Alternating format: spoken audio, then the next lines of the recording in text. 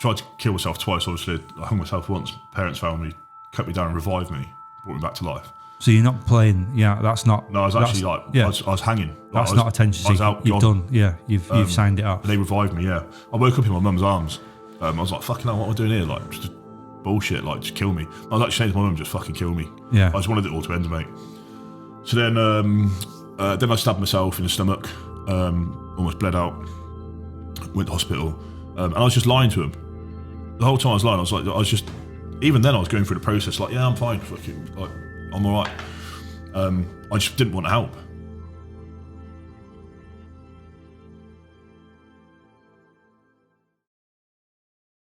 Yeah, so we lost 3 lads on the 6th of August 2009. They got blown up in a vehicle. Lead vehicle got hit by an IED. Were you in a second vehicle? Were you with them, or were they out on their own? They were. So we're going to compound 10 in Babaji, and they were blown up. But on our 3rd day in country, we lost our first bloke. So one parent lost anybody since I think it was like the 80s, right, in Northern Ireland, and then in the global war on terror, if you like, we hadn't lost anybody.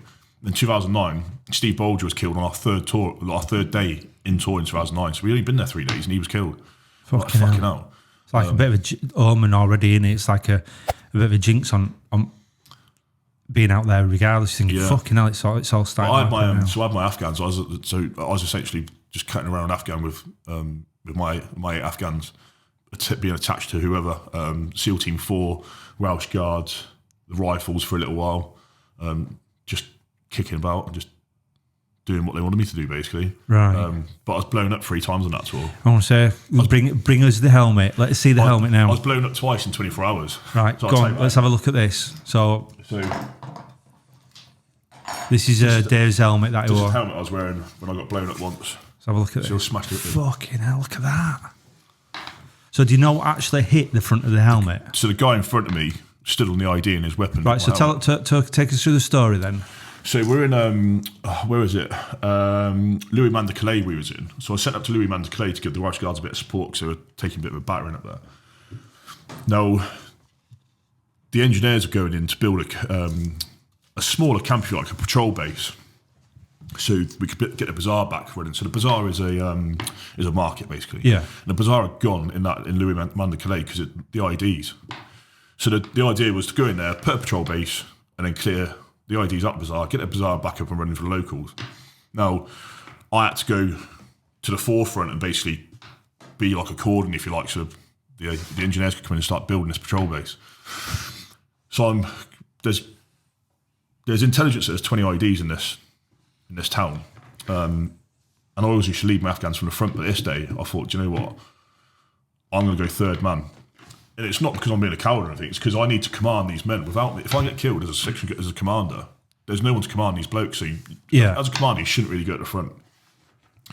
So I put my Terp in front of me, and then one of the Afghans right in front, so I could tell the Terp to tell him where to go. So anyway, cutting around the village, and bear in mind I had no Valance, so there's nothing to... I couldn't tell. You're not scanning. I was just literally walking around, using rack of your eye, having a bit of a nose. Basically, yeah. So just watching the ground sign, colour changes in the sand and things like that. Footprints, and footprints go up and then stop. There's something there, or like, you look for stones. They generally put out markers like a stack of stones or something. Yeah. So cutting around the Afghan around the village, Louis Mandacalay, and then got smashed by PKM. And you know it's PKM because you can tell by the sound of it. PKM is basically what the AK-47 kind of machine gun, basically. Yeah. So they started smashing me with that. So got into a compound, started dealing with a firefight. Happy days. We can started like returning fire. Got into a bit of a scrap. Then it was time to move on. So went out the door, but we went out a different door to the one we come in.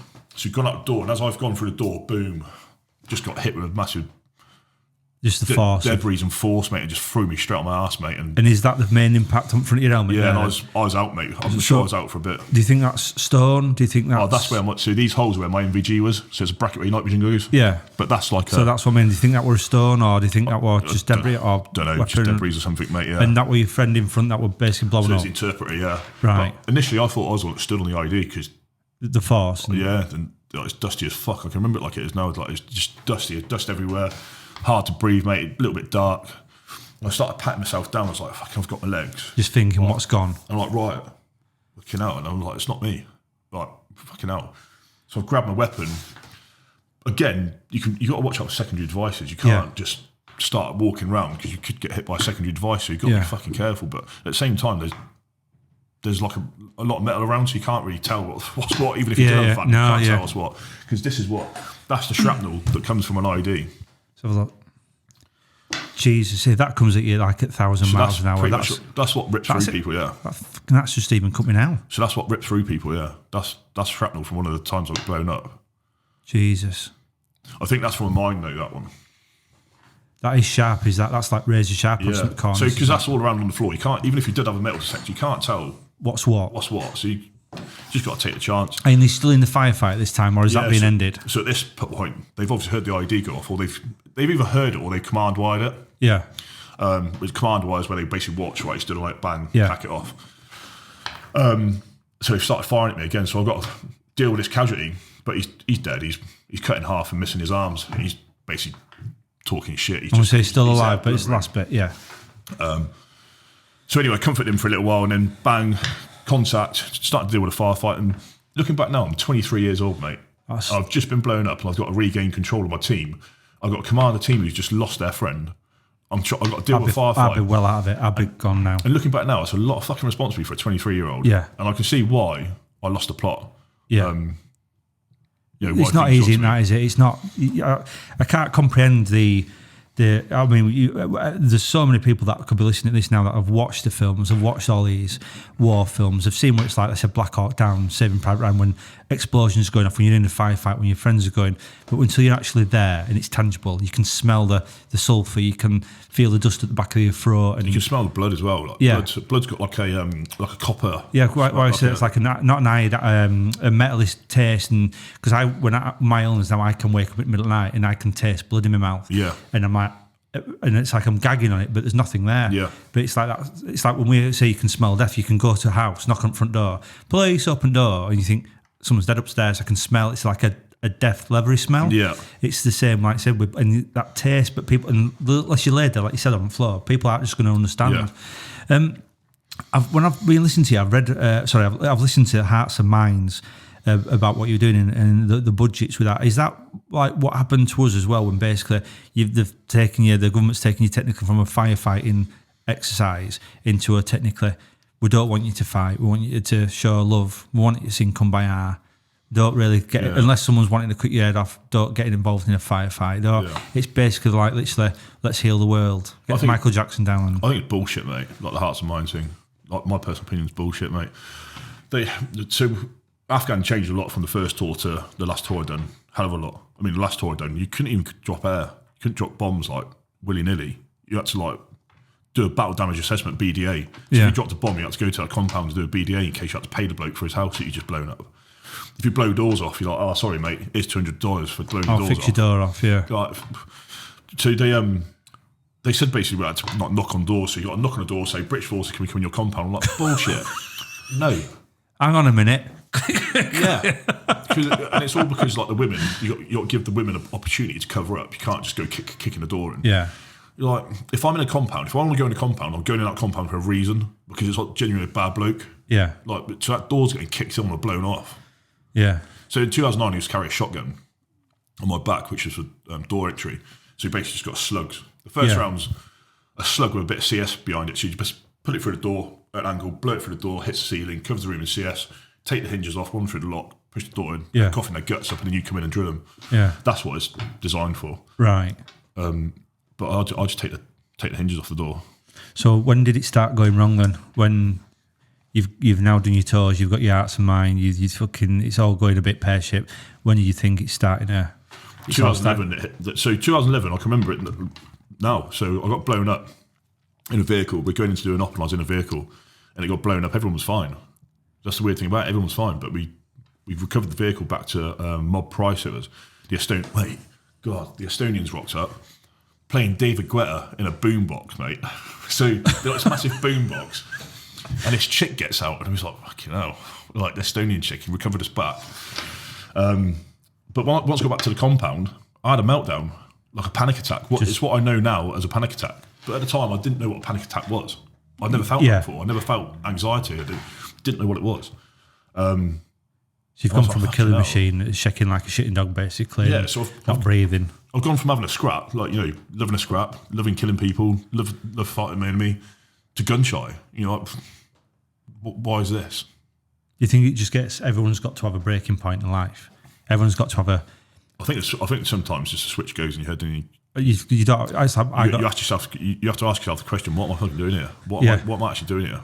When my switch went, it went and got out of the car, and I like stood there, fucking full uniform on, X5 sat there, and I'm just like, I don't know who I am. I don't know where I am. I can't comprehend. And it will literally, it's like someone who pulled CPU up, ooh, like Terminator, it all goes into this little red dot. Yeah. And then the push reboot, and I'm stood there thinking, I don't know what I'm doing here. Yeah. So for you out there, that must be massively lonely.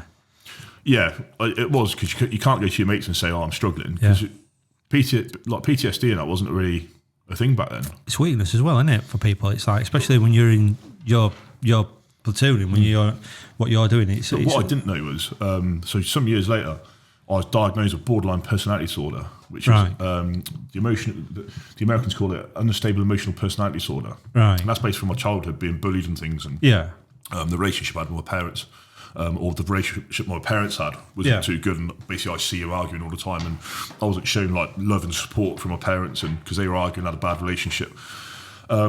So I was actually living with that in the army. I had that mental health condition. But it was hidden away, and you just... But it was hidden, yeah. So I was actually warfighting with already a mental health condition, and then I'd want to add it to it, post-traumatic stress. So you basically adding on top... Oh, I burped. So I was just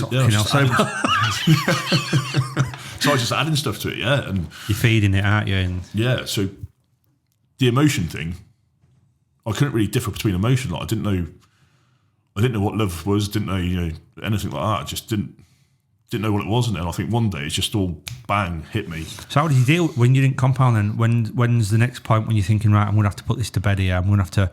At what point are you starting to seek help? When's the lowest point? So this is when... so I got back off that tour, and my... she was my girlfriend at the time. She used to see that I was staring into dead space, and she said she'd be talking to me. She'd be having a conversation and be like, he ain't fucking there. Like, he's talking to you. There's nobody in there. There's the lights are on, but no one's home. Yeah. Kind of thing. And she said, you'd be watching telly, but you're not watching the telly. You're just staring at the TV. It's just basically gone, hasn't it? It's shut down. Yeah, and she said, like, I was jumping in the night, I'd be like jumping about, and I'd sometimes grab her to the point where I'd squeeze her leg and leave a bruise. Like, yeah. I didn't know I was doing any of this. And I just brush it off and go, I actually blamed it on Larian pills. So I was like, oh no, it's all right, it's Larian pills. Yeah. Another time I went, oh no, it's the anthrax jab, don't worry about it. I was just making up all these excuses as to what it was, but I knew something had gone deep down, but I just didn't want to admit it because I wanted to carry on warfighting. I wanted to carry on being a paratrooper. Did you ever accept it then? Did you ever get to a level when you think, right, I'm going to have to man... Not, and please don't say, I hate this fucking phrase, so when I've got to man up, at some point people have got to step up and say, I'm mentally ill here. Well, you've got to admit it yourself before you can... But this is the thing, isn't it? I didn't admit to myself that there was a problem, so all the help I was getting wasn't working. And it's only when I admitted that I needed help and accepted the help that things started changing in my life. So what point did the suicide aspect come into it then? And so I just had enough, like my relationship was broken down. Obviously things were going bad in my head, like intrusive thoughts coming in, and it was getting bad. And that's when it started getting scary. When you know you've changed as a person and you can't go back. Yeah. You're not the same person you were, mate. And people say trying to kill yourself, it's selfish, but it's not selfish, mate, because you're not that person. You've changed as a person. You're not the person you were. Something in your head has gone, and you've changed as a person. Yeah. To go to that point, mate, I looking back, I actually feel sorry for myself, mate. Looking back to the point I was in, I was fucking in a dark place, mate. And there's no way out. I was trying to get out, mate. I wasn't sleeping. I just couldn't fucking get out that hole, mate. I was that far in the hole, I couldn't get out. I think people, when they're listening to this, I want them to understand the fact of where Dave's coming from, because like with me, once you're on that downward spiral and your sleep goes, your diet goes, so you're tired, you're not eating right. Yeah. You're then having the thoughts. So that's a knock on. Yeah, and then when you're having the night terrors then you're not getting the help. The only thing you can do is sit bottom end of a bottle, and it just gets worse and worse and worse. And I've always said, and this is when I was on duty, I always said, people that are trying to commit suicide, the attention seeking, the weak, they don't know how could you do that? It's selfish. But then when I've been at then, running bath so it's nearly scalding hot so I could cut my wrists and then not feel it. I'm like, well, I'm a dad. I've got kids. But you're thinking like, but it'll all be better. The world will be a better place without me in it. The world's going to be better when they don't need me. All I'm doing is being like you said about your girlfriend's going to leave me. All I'm doing is being a drain on the love. And I'm taking something that they shouldn't have this in their life. And I thought it'd be better for everyone. Yeah, there'd be a couple of months of people being sad, but then it'd be, you know what I mean? What good have I actually done? And I think that like it's your loss of identity. Yeah. And it is, innit? You've been this man, this awesome killing force, and then now you're on your own. And let's be honest, most people just need a big cuddle and need to be told, you're going to be safe, you're going to be all right. I'll put my arm around you, I'm going to look after you, we'll get you some therapy, we'll do this, we'll talk out your demons. And one of the main things I always say to people is, now my name's Ben Pearson, I've got mental health issues. I'm proud to say that. Yeah. I'm proud to struggle, because I think the reason being is like, now you talk, you're giving people now this knowledge and this hope that there is life after the illness. Just take me through the bit where you've picked your socks up then, where you've turned around and you've gone, right, I'm going to fucking fight this, I'm going to battle you, I'm going to beat this. You know, at what point did you think this is where I'm going to change my life around? Well, it's after. So I tried to kill myself twice. Obviously, I hung myself once. Parents found me, cut me down, and revived me, brought me back to life. So you're not playing. Yeah, that's not. No, I was actually like, I was hanging. That's not attention seeking. I was out. You've done. Yeah, you've signed it up. They revived me. Yeah, I woke up in my mum's arms. I was like, fucking hell, what am I doing here? Like, just bullshit. Like, just kill me. I was actually saying to my mum, just fucking kill me. Yeah. I just wanted it all to end, mate. So then I stabbed myself in the stomach, almost bled out, went to hospital, and I was just lying to him. The whole time I was lying, even then I was going through the process, like, yeah, I'm fine, fucking, like, I'm all right. I just didn't want help, which is strange because you're in a dark place and you should get help. Yeah. You don't want it. Like, it's strange, mate. Yeah. So I was just coasting through life, just in a dark place, and I think it goes back to that thing of a man. Like, I don't want help because I'm a man. I don't talk about emotion. I don't need help. I can sort this. Like, it's and how do you feel about that now? Yeah, it's bullshit, mate. It is, isn't it? Yeah. No matter how tough you are, yeah, it's bullshit. Everyone needs to talk. Yeah, so that's so cathartic for people, is being able to just open the mouth and speak, because it unleashes all the demons, and that's what we're trying to achieve. We're trying to say to people, if this is the alpha male, if this is the top of the food chain killer warrior, and now he says it's rubbish, open your mouth, talk, it puts all these demons to bed, doesn't it? So I see what I was putting people through. I see what I was putting my sisters through, putting my parents through, putting my wife through, and my kids. So I can't remember who it was now. Somebody got in touch with me about Rock to Recovery. So this is the charity? Yeah, so it's Jason Kyle Fox's charity, yeah. Yep. So I'm of the night. St George's Hall, yeah. I was supposed to go and see him in London and meet him, but I didn't go. We're trying to get him on here, but he hasn't replied yet. So if you're listening, Jason, I'm going to tag him in this as well. I'll give him a text for you if you want. I'll tell him, say, I'm with Ben now. So I went there and I was going through it. So I think the NHS, I'm going to put it bluntly, shit with mental health. Right. Crap with mental health. They treat the title, not the person. Yeah. And for a long time, I was saying, what's wrong with me? I need to know what's wrong with me. And they said, you don't need to know what's wrong with you. I was like, I fucking need to know what's wrong with me. Yeah. I've been taught, I've been trained to handle everything in my life. I've been trained to handle, fighting wars, fighting the Taliban, and getting into compound clearance. I've been trained to do all this, so I can do this, but I need to know what's wrong with me so I can fight it. They wouldn't tell me, but then I went ape shit one day and said, right, you're fucking taking a piss now, I need to know what's wrong with me. So they've done an assessment and they said I've got borderline personality disorder and post-traumatic stress. Yeah. So once I knew what was wrong with me, I could start reading about it and start to understand things, and everything kind of fitted into place like a jigsaw. Yeah. But they tricked me the title, not the person. If you put 1,000 people in a room who's got post-traumatic stress or borderline personality disorder, everyone's going to be different in some way. Yeah. You got to treat the person, not the title. Yeah. So when I was found, I had certain care through Socrates, which is a private agency through the police, but you only get 6. But I was technically, I won't say I was fast tracked, but I went to my GP and I think I was so far on edge. I was lucky that there were space just popped up, and then I was fed into NHS system, and I was like I'm being honest with you, I think I one of the lucky ones, because I got the treatment from NHS, and the amount of people I've spoke to said there's no spaces for me, and I understand that because they're they're so strapped. It's how it is as well with some stuff in it. And let's be honest, mental illness is just not.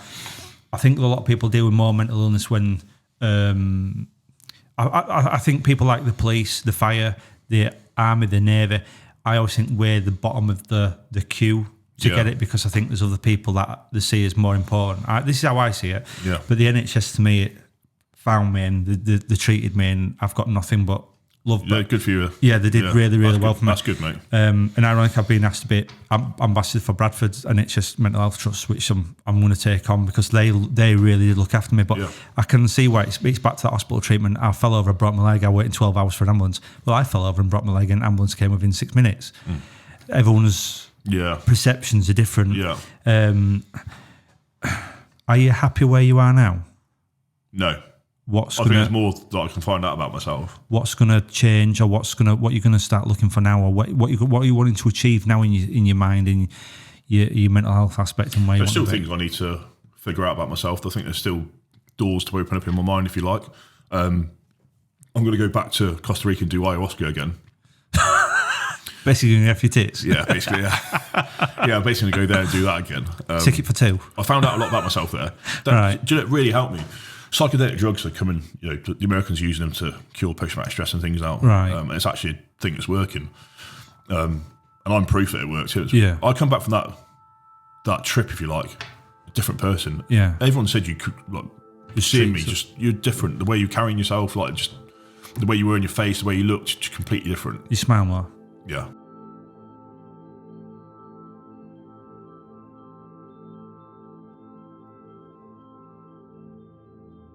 Thank you for watching the latest video. If you want to see the full version of it, go to our Patreon channel. And if you want to listen to it for free, go to Spotify now. Thank you.